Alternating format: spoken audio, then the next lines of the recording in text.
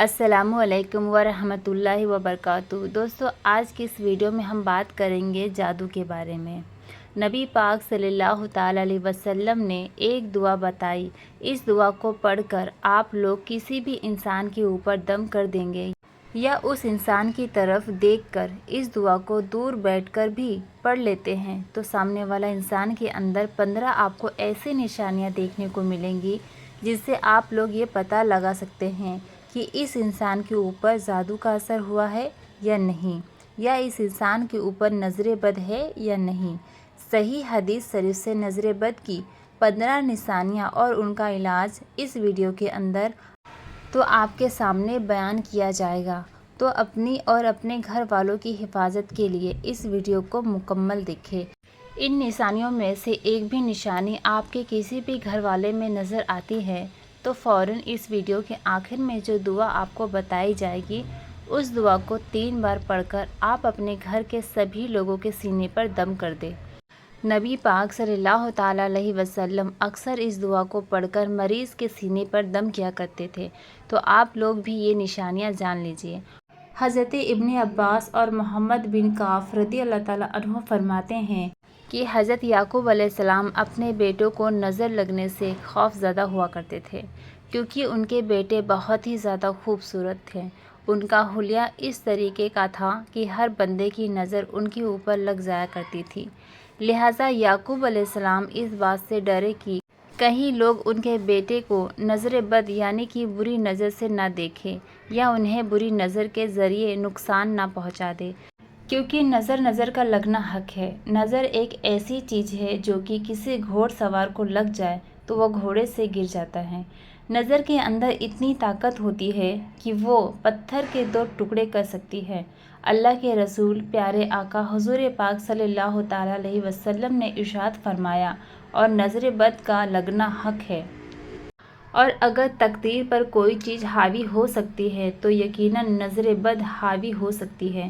حضرت ام سلمہ رضی اللہ تعالیٰ عنہ سے روایت ہے کہ ایک مرتبہ نبی پاک صلی اللہ تعالیٰ علیہ وسلم ان کے گھر تشریف لائے اور ان کے پاس ایک بچی بھی تھی جس کے چہرے پر پیلاہٹ اور کمزوری تھی، تو نبی پاک صلی اللہ تعالیٰ علیہ وسلم نے بچی کو دیکھ کر ارشاد فرمایا، اس پر دم کرواؤ کیونکہ اس پر نظر کا اثر ہے۔ دوستو، جس انسان کی نظر لگتی ہے بیشتر وہ انسان حاسد ہوتا ہے، یعنی کہ وہ ہم سے جلنے والا ہوتا ہے، لیکن ہر حاسد کی نظر نہیں لگتی۔ اسی لیے جب حاسد حسد کرتے ہیں تو ہمیں ان کے سر سے اللہ کی پناہ کرنے کا حکم اور تعلیم دی گئی ہے۔ بڑوں کی نسبت بچوں پر نظر بد کا اثر جلدی ہوتا ہے۔ ایک مرتبہ نبی پاک صلی اللہ تعالیٰ علیہ وسلم نے حضرت جعفر طیار رضی اللہ تعالیٰ عنہ کے بچوں کو دیکھا تو ان بچوں کی والدہ حضرت اسماء بنت امیس رضی اللہ تعالیٰ عنہ سے دریافت کیا کہ کیا معاملہ ہے کہ میں اپنے بھائی کی اولاد کو دبلا پتلا دیکھ رہا ہوں، کیا انہیں کوئی پریشانی ہے، بیماری یا بھوک سے تکلیف ہے؟ تو حضرت اسماء بنت امیس رضی اللہ تعالیٰ عنہ نے عرض کیا، جی نہیں، لیکن بہت جلد انہیں نظر لگ جاتی ہے۔ تو نبی پاک صلی اللہ تعالیٰ علیہ وسلم نے ارشاد فرمایا کہ تم ان پر دم کرو۔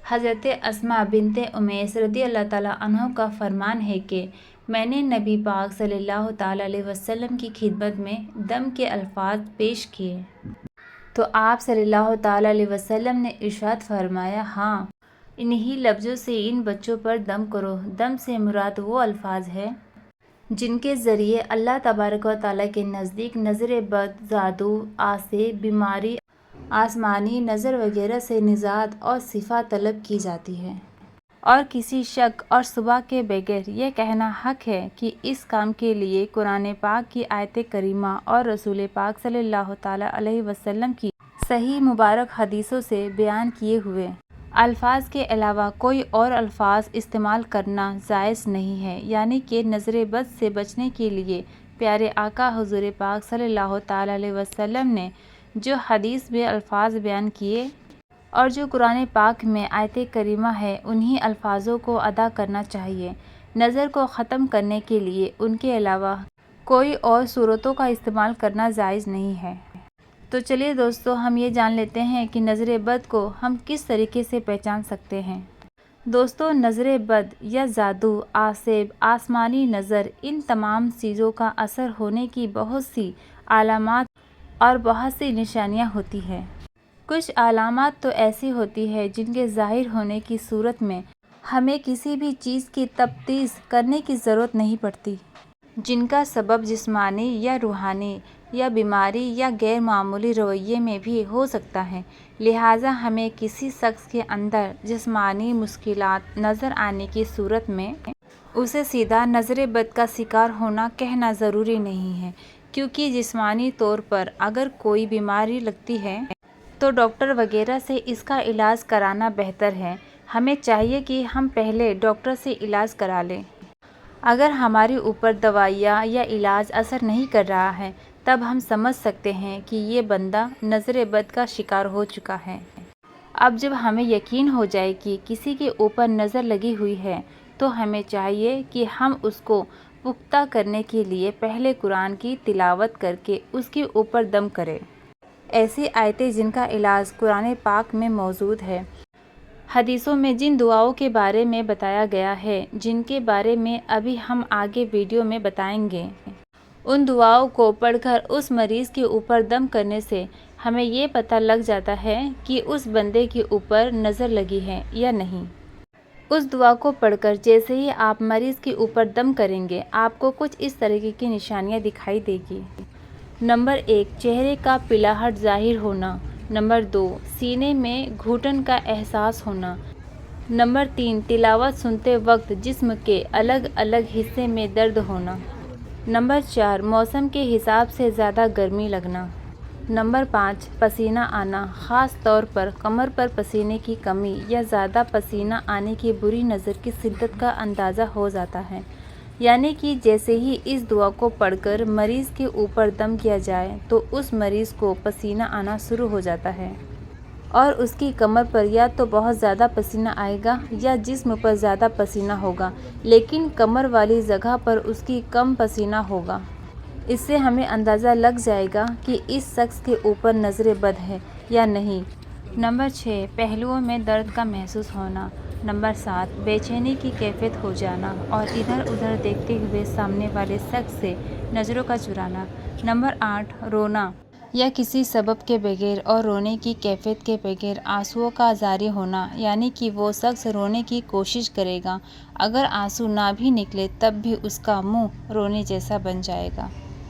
نمبر 9، کسی وقت یہ حالت پاس میں بیٹھے لوگوں پر بھی ظاہر ہو جاتی ہے جو علاج کرانے کے لیے نہ بھی بیٹھے ہوں۔ ایسی صورت میں علاج کرانے والے کو ان لوگوں کی طرف بھی توجہ کرنی پڑتی ہے۔ دیکھنے والوں پر اس کا اثر عموماً مریض کو دیکھنے یا پھر آیت شفا کی آواز ان کے کانوں میں جانے کی وجہ سے ہو جاتی ہے۔ دوستو میں آپ سبھی کو سمپل ورڈ میں بتانے والی ہوں تو غور سے سنیے گا۔